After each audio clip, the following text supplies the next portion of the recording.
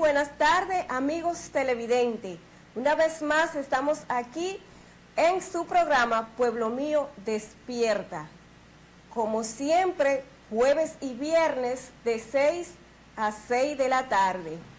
Le damos las gracias a Dios porque nos ha permitido estar una vez más con cada uno de ustedes a través de su programa Pueblo Mío Despierta. Dios pueda bendecirle grandemente a cada uno de ustedes. En esta tarde estaremos predicando la palabra de Dios con el tema la crisis final, la adoración y la obediencia. A través de nuestro hermano, el pastor Leonardo Robles, él estará con nosotros y luego le daremos una cápsula de salud con el doctor Álvaro Ordóñez. Siempre en este programa tratamos de hablarle de la salud, pues en el ministerio de Cristo la salud nunca fue echada a un lado, sino que siempre estuvo en su ministerio. Y tenemos nosotros que hoy también, con el conocimiento que Dios nos ha dado, llevarle a cada uno de ustedes, donde quiera que se encuentren, este tema, porque es muy importante, tanto físicamente y para lo espiritual, porque el Espíritu de Dios no puede morar en un corazón que esté sucio. Por eso el Señor nos da, a través de los consejos que Él ha dejado en su palabra, cómo nosotros debemos mantener nuestro cuerpo. Luego del tema, la crisis final, la adoración y la obediencia, estaremos con ustedes, con el doctor Álvaro Ordóñez. Vamos a ponerlo en las manos del Señor. Padre nuestro que estás en el cielo, santificado sea tu nombre. Gracias, oh Dios, por la oportunidad que nos da nuevamente de estar aquí con cada uno de ustedes. Le pido, oh Dios, que donde quiera que vayan a escuchar estas palabras, usted pueda darle conocimiento y discernimiento y sobre todas las cosas el poder de su Santo Espíritu para poner en práctica su palabra. Diríjanos, perdone nuestro pecado y ayúdanos a obedecerte en el nombre de tu Hijo amado. Ahora vamos a presentarle una parte especial y luego de esta parte especial, nuestro hermano Leonardo Robles con ustedes.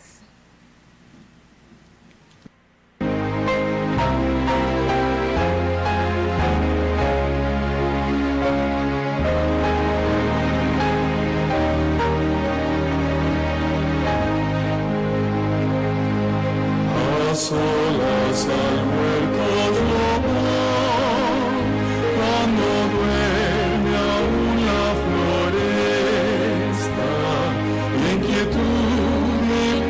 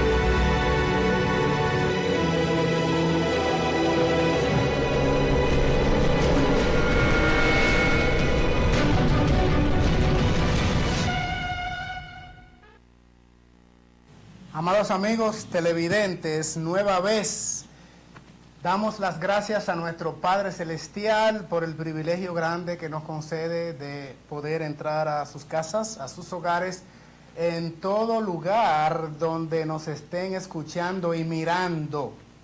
Aquellos que quieran pues repetir este mensaje o que no tuvieron la oportunidad de mirarlo ahora en vivo, pues estamos en las redes. Puede buscar allí en YouTube Pueblo Mío Despierta y está la entrega de la fecha y también los programas anteriores.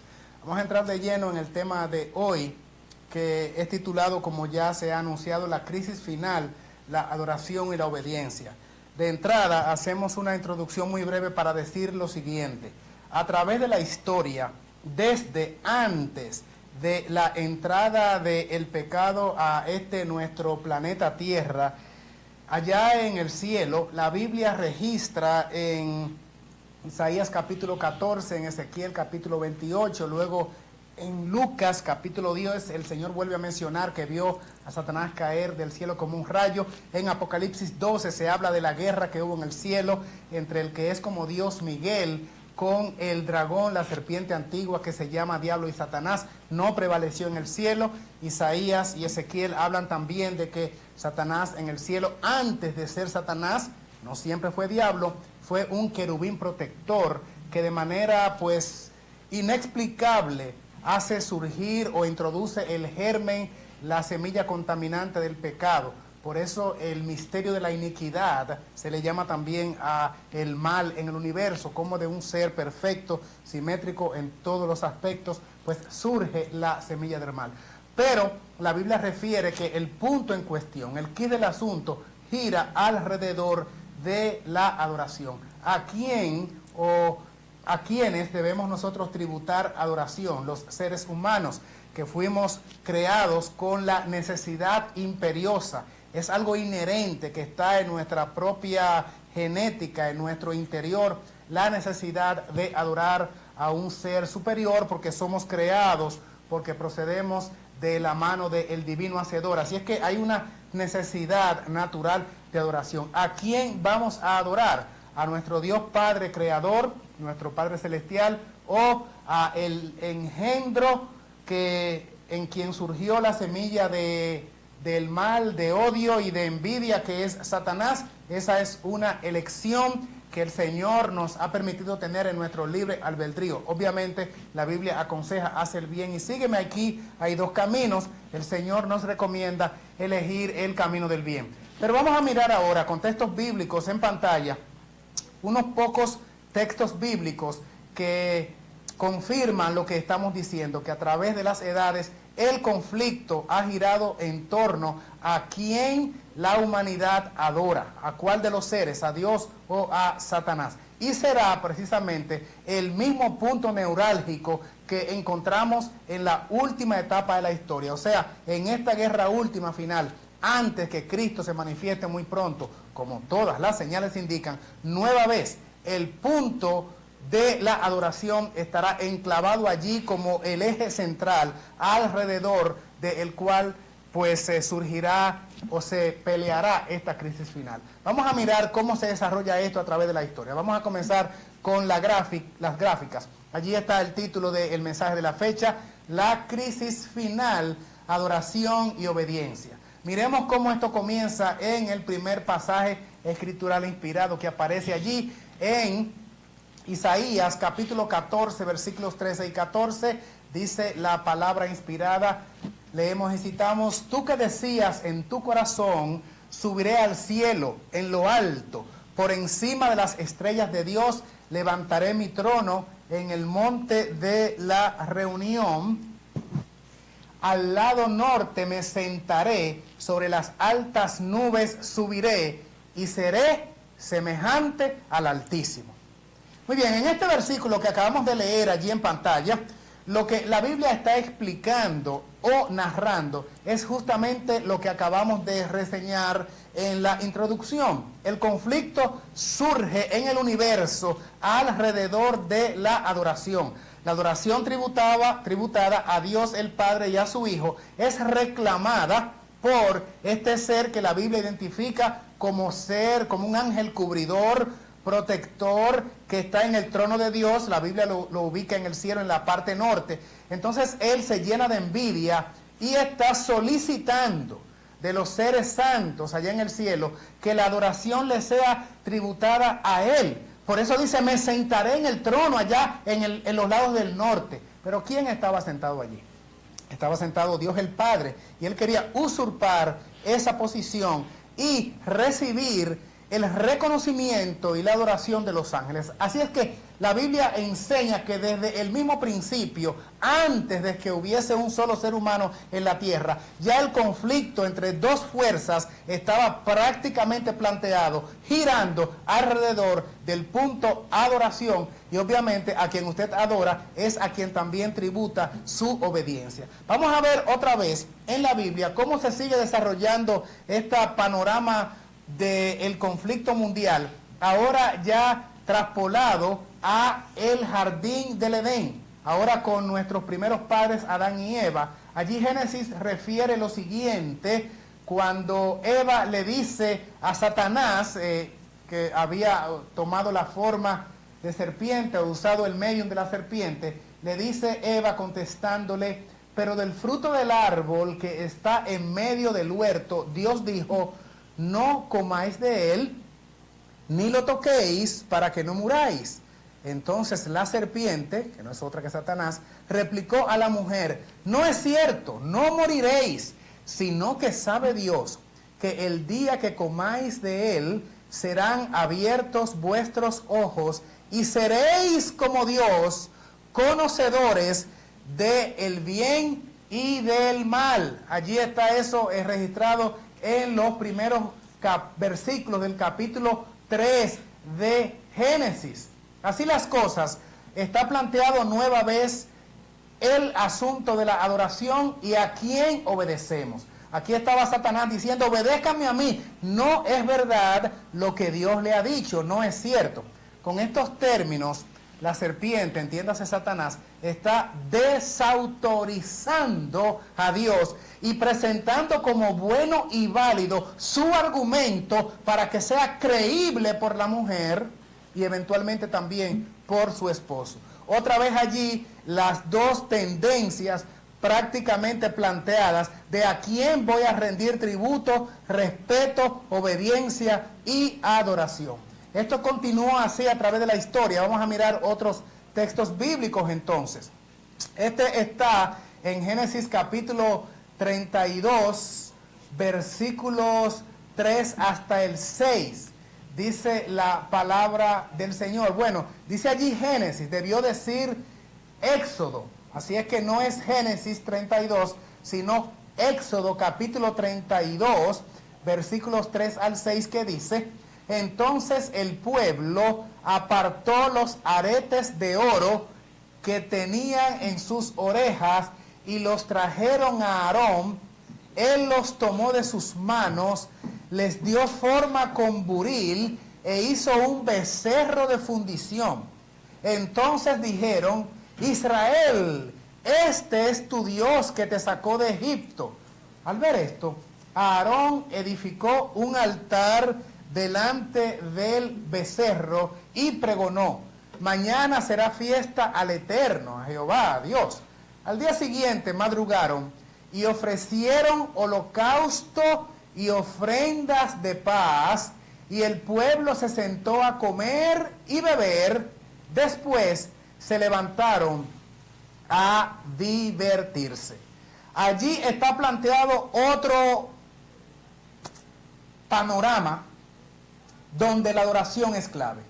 Después que la tierra se pobló y el Señor eligió a Abraham para que fuese el padre de multitudes, allí estuvo entonces Israel ya como nación grande, se había reproducido, y estuvieron pues por 400 años esclavos en Egipto.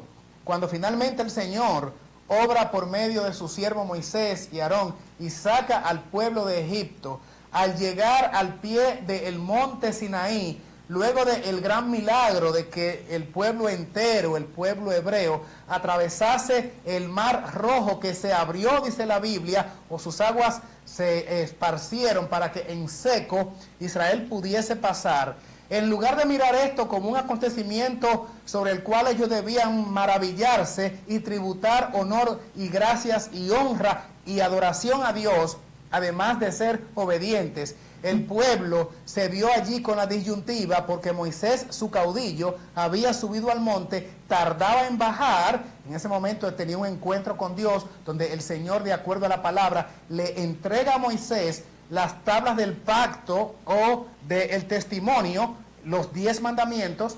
Eventualmente Moisés más tarde bajaría al pueblo, y cuando baja lo que encuentra es a un pueblo adorando nada menos que un becerro de oro construido, fabricado con las alhajas, con las joyas, con las prendas que el pueblo en su salida de Egipto había tomado de la nación de los egipcios, y entonces tomaron todas estas prendas y demás, las fundieron, y de una forma muy artificiosa,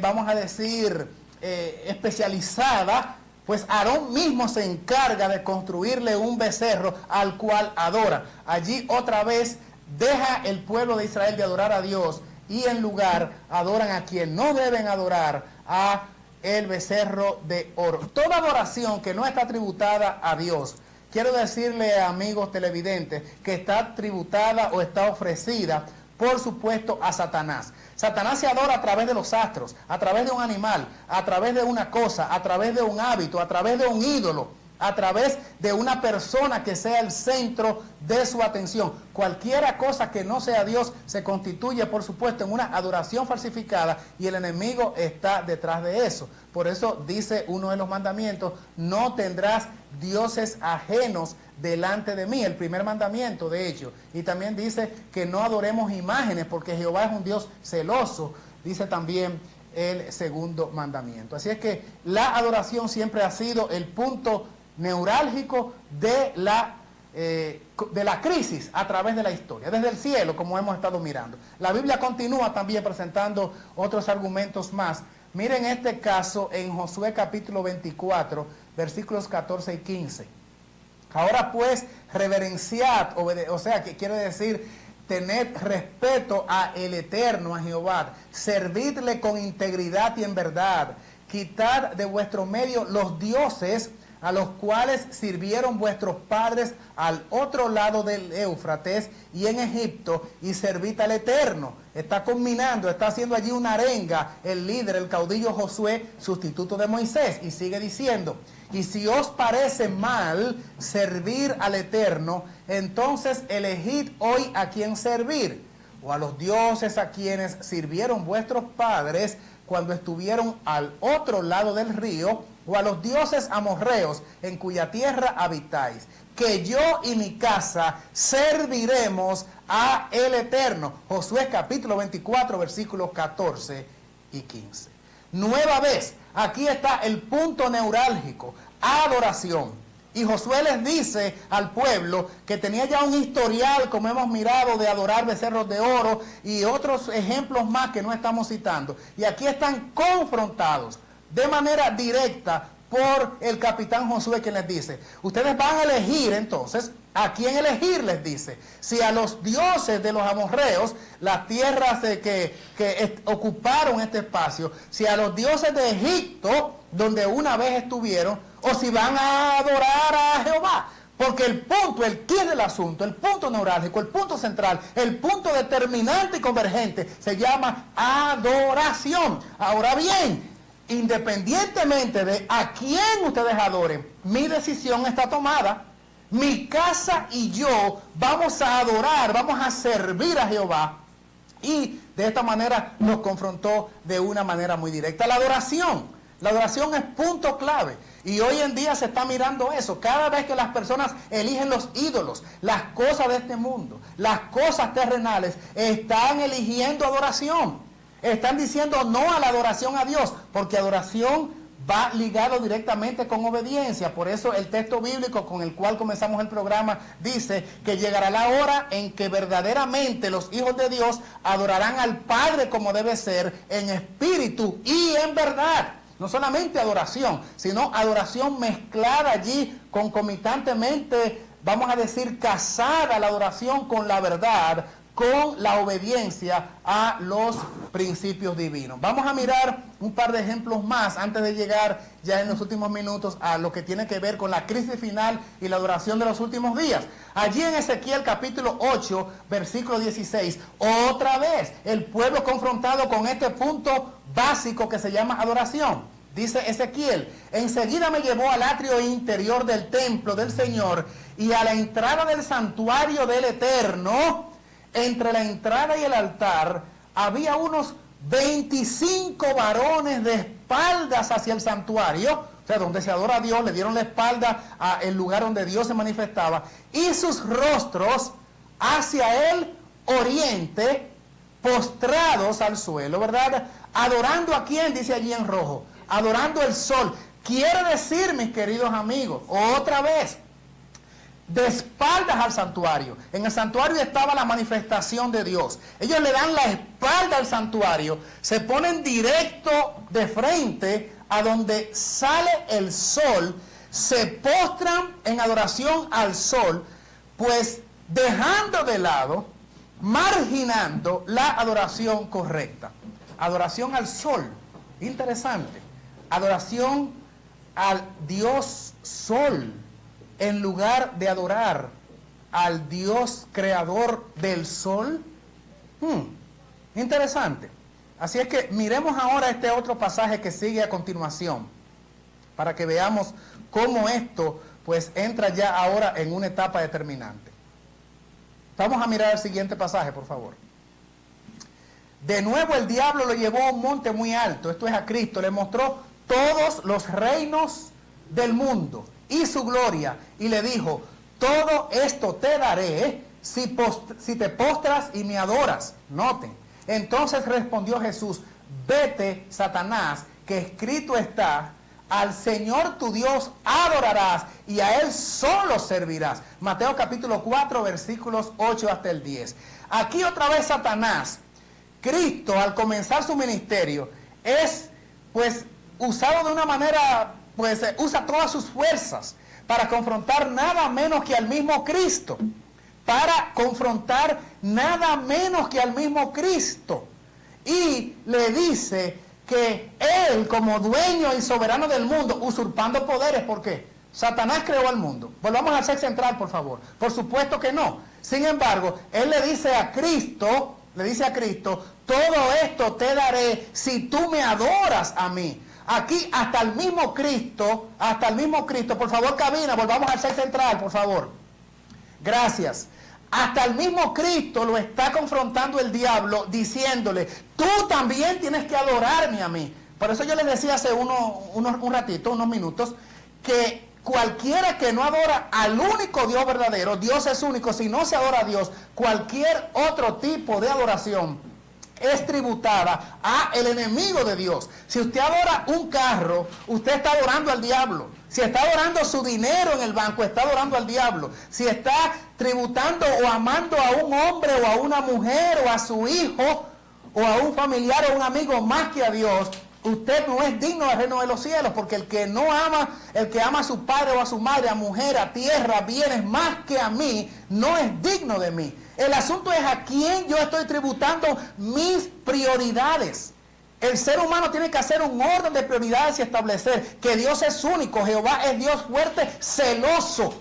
Por eso dice: no adorarás otros dioses, no tendrás dioses delante de mí, no te inclinarás a imágenes, porque yo soy Jehová tu Dios fuerte y celoso. Dios no comparte su gloria y pretende que se le adore únicamente a Él, en reconocimiento a su condición de creador, de salvador, restaurador, y por lo tanto que acojamos todo el cúmulo de verdades en una adoración espiritual y en verdad, en espíritu y en verdad. No adorar como sea, ni como yo crea, ni como a mí me parezca, porque yo puedo decir: yo creo en Dios. Ahora, vaya a la calle y haga una encuesta: ¿quiénes creen en Dios? Vaya a las cárceles y busque a estos criminales que han hecho crímenes horrendos y pregúntele si creen en Dios. La mayoría va a dar una respuesta afirmativa y va a decir que sí, que cree en Dios. Aquí no se trata de teoría o simplemente dar una expresión verbal de que creemos en Dios. La adoración verdadera implica obediencia. Noten cómo el diablo quería que el mismo Cristo se postrara y lo adorara. ¿A cambio de qué? De recibir los bienes del mundo. Mira todo esto, te lo voy a ofertar. Obviamente Jesús lo rechazó. No es el caso de los humanos, que cuando el diablo nos oferta la fama, el dinero, los bienes, entonces sí dejamos a Dios de lado y decimos, te busco Dios cuando yo sea un viejito ya y que tenga ya el caparazón y la cáscara y el bagazo, entonces te busco. Mientras tanto yo disfruto de aquí de lo que el diablo me ofrece y voy a tributar mi adoración toda mi vida a las cosas terrenales y por ahí me acuerdo de ti un poquito antes de morirme. El Señor no acepta una adoración interesada porque es sencillamente una gran hipocresía. Vamos a entrar entonces ahora en lo que sería la parte final de la adoración en la última etapa de la historia. Miremos entonces el siguiente pasaje. Con su sagacidad hará prosperar el engaño en su mano, se considerará superior y por sorpresa destruirá a muchos. Se levantará contra el príncipe de los príncipes, pero sin mano humana será quebrantado. Este es el poder de el cuerno pequeño que aparece en Daniel 8:25, la primera etapa del poder clerical papal que gobernó el mundo por 1260 años, desde el 538 al 1798. Doy la explicación aquí en el set. Esto quiere decir que hubo una hegemonía del poder papal donde la atención de los adoradores estaba centrada en el individuo, en los prelados, quienes se atribuían y se siguen atribuyendo la prerrogativa o el derecho de perdonar pecados, de llevar ellos la gente o los fieles al cielo, hasta de sacarlos de lo que ellos llaman pues el purgatorio, que no existe por supuesto, es simplemente una invención. Tener los derechos de Dios, sentarse en el trono de Dios como Dios, haciéndose pasar por Dios. Hay que tributarle honor y honra a un hombre, confesándole los pecados a un hombre, arrodillándose ante un hombre, besando la mano y el anillo de un hombre, cargando a un hombre en sus brazos y dándole loores a un hombre, diciéndole Santo Padre. Por ejemplo, la Biblia dice que no le llamemos a nadie padre desde el punto de vista espiritual, por supuesto, ¿verdad? Desde el punto de vista del liderazgo espiritual. Tenemos un solo Padre. Dios es único y no comparte su gloria. Allí otra vez el enemigo ha trabajado para que la atención, en lugar de ser tributada a Dios, en lugar de que yo me arrodille directamente y vaya sin intermediario a Dios, solamente el intermediario es Cristo, porque no hay otro nombre debajo del cielo en que podamos ser salvos, y no hay otro hombre, no hay otro nombre, sino el mismo Cristo Jesús es el intermediario entre Dios y los hombres, es el único intermediario, Cristo. Entonces el enemigo ha querido presentarnos la posición de que un mortal carnal puede ser intermediario entre nosotros y Dios. Si usted tiene pecado, amigo querido, amiga querida, usted puede perfectamente arrodillarse y acudir directamente al trono de la gracia para tener misericordia y tener oportuno socorro allá en el trono de Dios. Así es que el cuerno pequeño, que es la primera fase del sistema clerical papal, del papado de la Edad Media, robó o quiso robar la gloria de Dios para que fuera centrado en ellos y se desviara o se quitara la atención del hombre para con su Dios. ¿Y qué va a pasar entonces en la última etapa de la historia? Miren lo que dice allí la Biblia ahora en Apocalipsis, en este último pasaje. Dice la Biblia, otra vez ese sistema que fue quitado, por supuesto, en 1798 y recibió un tremendo golpe, una herida mortal. La Biblia profetiza que volvería a tener dominio, hegemonía, poder, autoridad en el mundo, al punto de que la adorarán todos los habitantes de la tierra, cuyos nombres no están escritos en el libro de la vida del Cordero, que fue muerto desde la creación del mundo. Este poder restaurado en la última etapa, y ya prácticamente lo ha logrado, ejercía toda la autoridad de la primera bestia en presencia de ella y hacía que la tierra y sus habitantes adorasen a la primera bestia. Estos dos sistemas representados por bestia lo hemos explicado aquí en demasía. El sistema clerical papal, la primera bestia, los Estados Unidos, y ese protestantismo de los Estados Unidos servil que se ha unido a la primera bestia o el catolicismo, es la segunda bestia. Este poder cimero es rico en bienes materiales y también en ejército, y un país muy poderoso como los Estados Unidos, hará que toda nación le tribute adoración a la primera bestia, cuya herida mortal fue sanada, dice la Biblia. Y la última parte, allí el versículo 14, y se le permitió infundir aliento a la imagen de la bestia para que la imagen hablase e hiciese matar a todo el que no la adorase. Léalo en su propia Biblia en Apocalipsis, capítulo 13, versículos 8, 12 y 14. Otra vez, en la última etapa, vuelve la adoración a ser el punto neurálgico que va a estar en el medio. Adoración y obediencia. En la crisis final, ¿a quién vamos a adorar? ¿A la bestia? ¿A su imagen? ¿La adoración falsificada? ¿Al día del sol? ¿El Sunday? ¿El Day Solis? ¿El Sonntag? ¿El día de los astros? ¿O al Dios creador de toda la tierra, incluyendo al sol? ¿Vamos a adorar al Dios verdadero o vamos a adorar al Dios falsificado? Si usted adora al Dios verdadero, se identificará también con la forma y manera en que Dios pide que se le adore. Y dice el Señor que debe ser en espíritu y en verdad, no en mentira. Así es que usted adorará también de la manera en que Dios ha establecido. Adorad a aquel que hizo el cielo, la tierra, el mar y todas las cosas que en ellos hay. Ese es el cuarto mandamiento que ordena adorar a Dios en el séptimo día de la semana, que llamamos sábado.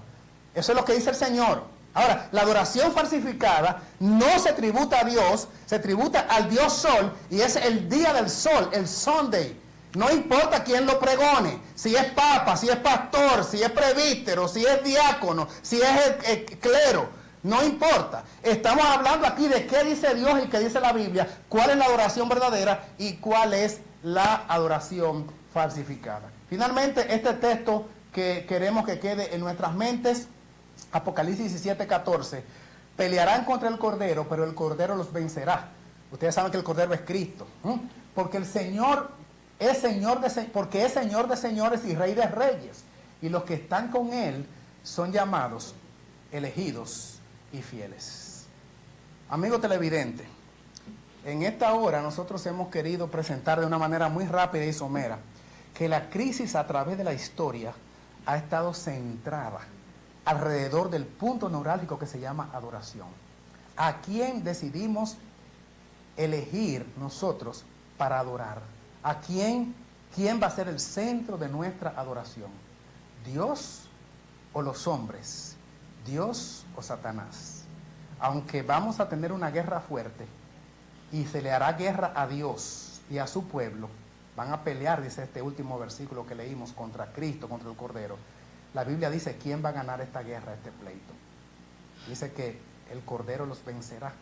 Y todo aquel que haya practicado la adoración correcta y esté de parte del Cordero, será llamado, elegido y fiel. Dios te bendiga ricamente. Escoge adorar a Dios. Escoge la adoración correcta. Estamos a punto de entrar en la crisis de la adoración en el mundo entero. Prepárate para el encuentro con tu Dios. Prepárate para adorar correctamente. Prepárate para estar del lado de los verdaderos adoradores, aquellos que adorarán al Padre en espíritu y en verdad. Dios te bendiga mucho, a ti y a tu casa. Maranata, Cristo ya viene.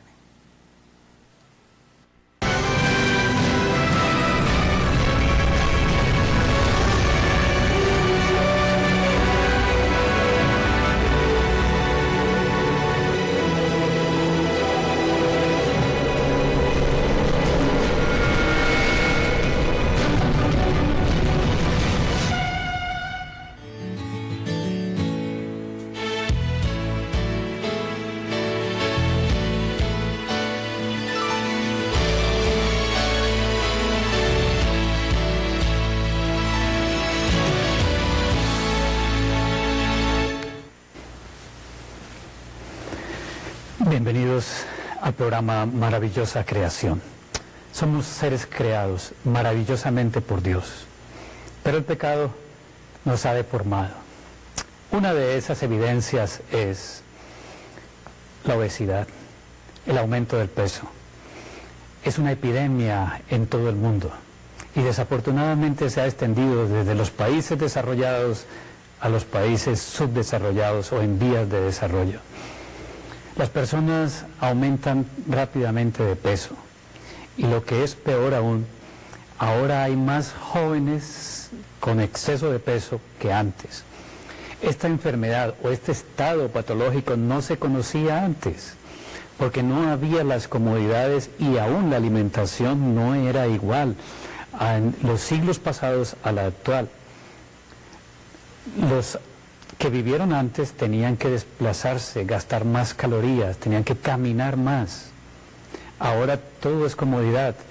Ni siquiera nos movemos, no gastamos una caloría para mover el televisor y cambiar los canales, porque existe algo, control remoto, y ya le está seleccionando lo que usted quiere.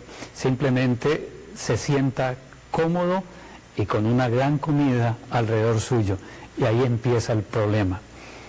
La obesidad, más que un problema estético de afuera, es un problema de epidemia en el mundo, es un problema de salud pública, tanto que es un costo grande para los organismos de salud de los diferentes países, porque las consecuencias son graves.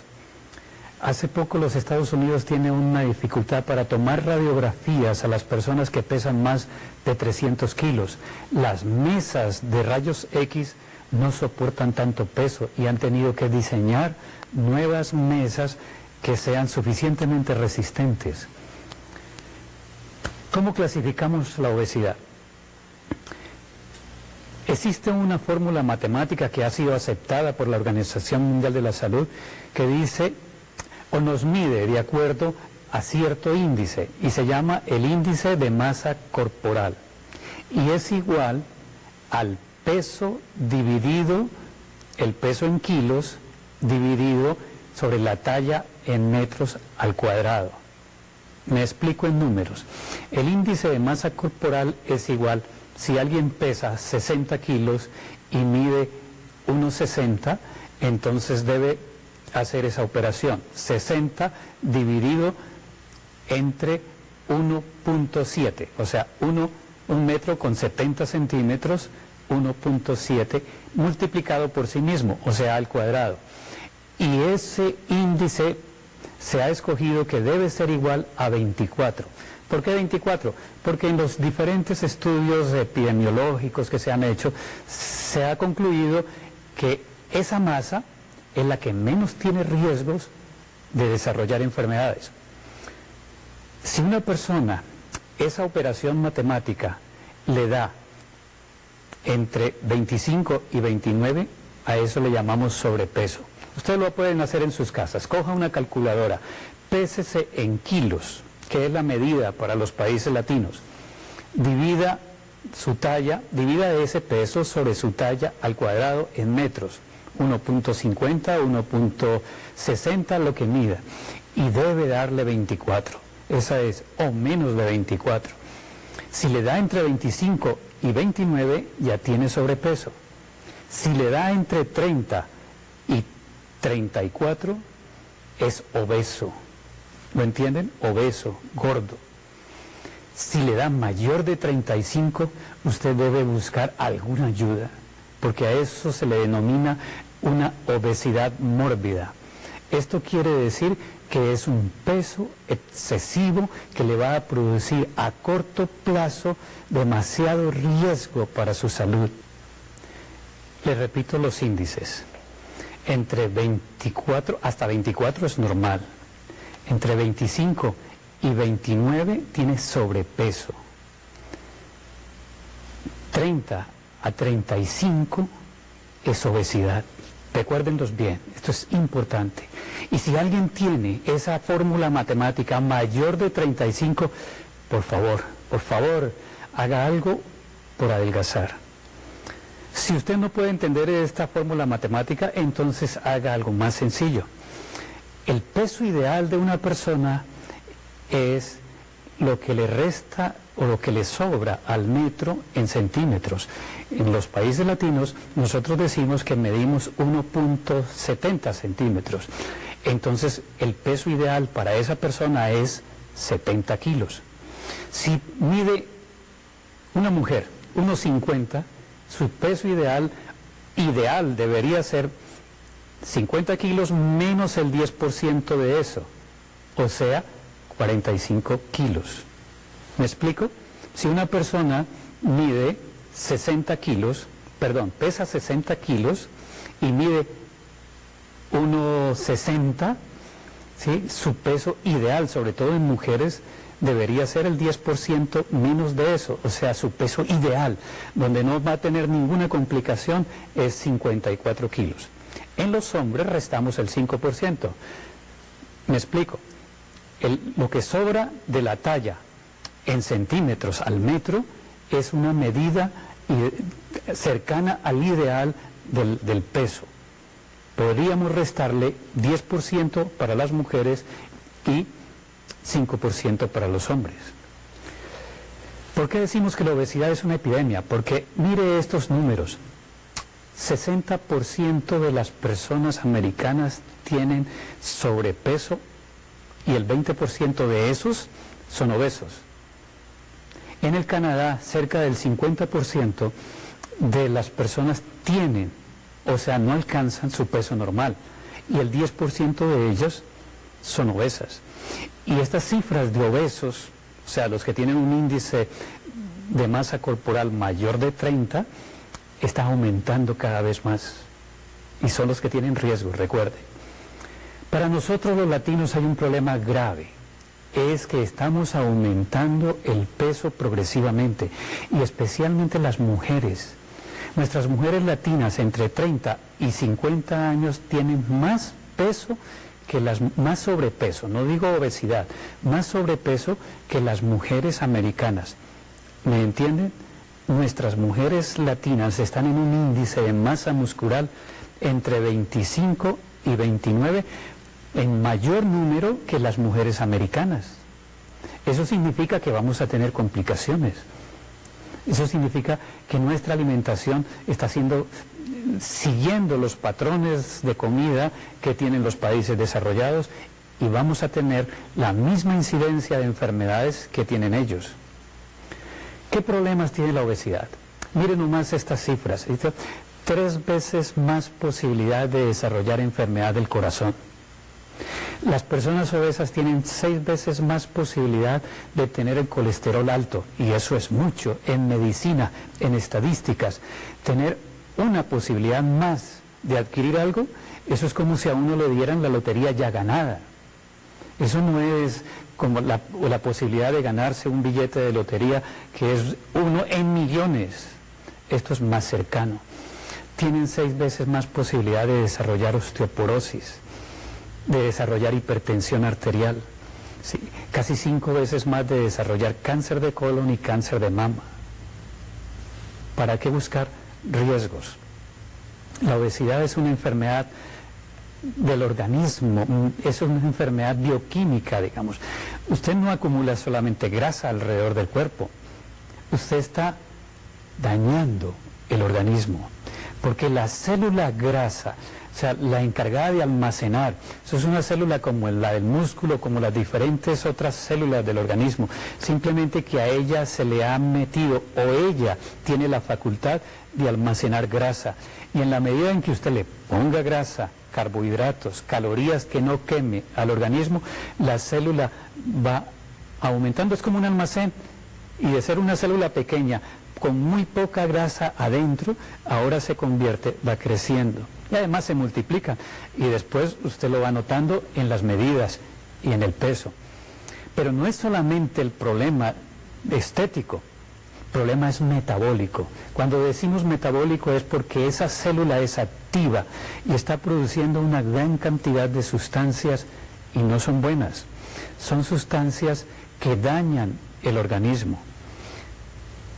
Las sustancias que se producen aumentan la presión arterial, exigen que el organismo produzca más insulina, y esto no es bueno. Tanto que decimos que las personas que tienen sobrepeso y que son obesos tienen aumentada la cantidad de insulina en la sangre, y ella se comporta como un factor de crecimiento. Quiere decir que acelera la arteriosclerosis. O si hay multiplicación de células, por ejemplo, en un proceso tumoral, entonces La insulina ayuda a que crezcan, a que aumenten el número de células. Es un factor de crecimiento. Nosotros no necesitamos tanta insulina. Y a medida que aumenta la grasa en el organismo, se le exige al páncreas que trabaje más. Una evidencia actual en las estadísticas es que si una persona tiene, en mi país se le llama barriga, tiene grasa acumulada en el abdomen, en la medida que aumente esa grasa, aumenta el riesgo de infarto. Lo entienden bien, especialmente en los hombres, y en las mujeres también se cumple. Tome 1 metro y mida el perímetro del abdomen por arriba de la cresta ilíaca, de ese hueso que se encuentra aquí. Si no lo toca, es porque le hace falta adelgazar más. Y más o menos por la altura del ombligo, mide el perímetro abdominal. Ideal, ahora tenemos un número que se está estudiando. La Organización Mundial de la Salud acepta un número mayor, pero parece que para nosotros los latinos el número ideal de perímetro del abdomen es 88 centímetros. Quiere decir que cuando usted esté en su casa, tome 1 metro, mida, y si no tiene 88 centímetros o menos, por favor, haga un plan para disminuir. Varones, esa prominencia que tiene allá no es bienestar, no es dinero, eso le da personalidad, no. Sobre todo en nuestros países latinos, si el que manda tiene una buena barriga, ¿no? No, tienes un gran riesgo de hacer infarto. Por favor, disminuya el perímetro. En las mujeres parece que tener 104 centímetros de perímetro es tolerable, pero ojalá tuviera como las medidas ideales de una mujer de esas modelos que aparecen por todas partes, que sacaron las medidas perfectas para una mujer de una estatua, de la diosa de Milo. Tan pronto la rescataron, la midieron y dijeron que ella tenía 90, 60, 90, pero entre menos grasa abdominal tenga una mujer, también es ideal. No es bueno. ¿Qué vamos a hacer para evitar la ganancia de peso? Fundamentalmente algo. La primera recomendación es, por favor, tenga paciencia. Usted no ha hecho muchos esfuerzos para adquirir sobrepeso u obesidad aceleradamente. Usted ha venido aumentando progresivamente su peso, día tras día, año tras año. Aumentó primero calorías, y déjeme darle un ejemplo. Si usted se come una chocolatina, así una barra de chocolate diaria, eso le equivale a 5 kilos en el año. Y esa es la manera de adquirir grasa, de engordarse. Eso no es en una sola comida, no es de un día para otro, es hábitos diarios. Cada año va aumentando de peso, ¿sí? Entonces tenga paciencia, no se desespere por adelgazar, ¿sí? La mayoría de las personas viven, sobre todo las mujeres, ofendidas por su imagen. Una señora me decía, es que me da rabia verme en el espejo. Eso no es para pelear con usted mismo, es para hacer propósitos. Pídale a Dios que le dé suficiente fuerza de voluntad, que usted quiere presentarle, como dice Romanos 12:1, un cuerpo agradable, que sea una ofrenda a Dios, que es un culto inteligente. Usted quiere volver a tener la perfección y sobre todo volver a no tener riesgo de enfermedades. Y déjeme poner esto en el plano espiritual. El tener sobrepeso es un riesgo. Si usted aumenta el riesgo de tener enfermedades, quiere decir que se está matando. Y el mandamiento dice, no matarás. Por favor, vuelva a su estado original, a su peso normal. Nos han creado con unos huesos, con una estructura ósea para soportar solo determinado peso. Póngalo en términos de construcción de un edificio. Si usted planea hacer un edificio de 3 pisos, no puede ponerle 12, porque la estructura no es igual. Tendría que programar 12 pisos. Ahora, los huesos no le han crecido. Los huesos suyos permanecen con el mismo diámetro que tenían cuando usted pesaba lo normal. No dañe sus huesos, es la primera consecuencia después de aumentar de peso. Primera recomendación, haga ejercicio, por favor. Mujeres, hagan ejercicio. La mujer que no hace ejercicio tiene riesgo de morir del corazón mucho más que las que fuman. Si usted quiere mantener su peso ideal, gastar las calorías, haga ejercicio. El ejercicio es la mitad de la vida. Diario, progresivo, ojalá llegue hasta el límite de la capacidad de sus órganos, vigoroso, y tendrá un control del peso adecuado. Segundo, el desayuno, la alimentación, ¿sí? Y el desayuno es fundamental. Si usted quiere hacer una encuesta entre todas las personas que se encuentran